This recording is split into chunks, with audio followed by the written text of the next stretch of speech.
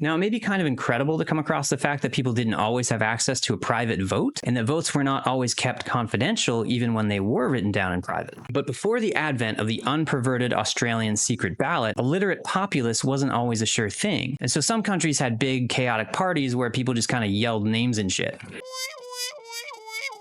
And business owners took note of who everyone voted for so they could use that information to take their money later. And, of course, the actual elected leadership was fairly unhappy with anyone who didn't vote for them, and they could literally tell who those people were.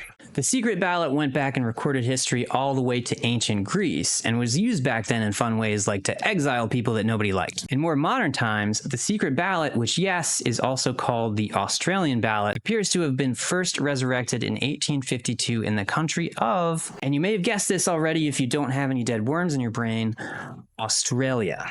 After that point, it began to spread throughout the Western industrial nations. The British political movement that first advocated for a secret ballot in England was called Chartism, which was arguably also a populist movement as it spawned from the dissatisfaction of working-class Brits endeavoring to hold their power structures to account. In the US, a secret ballot was established first in the city of Louisville, Kentucky in 1888, and later in the same year, Massachusetts adopted the first statewide Australian ballot. After that, the practice slowly spread throughout the rest of the nation until South Carolina implemented it all the way up in 1950.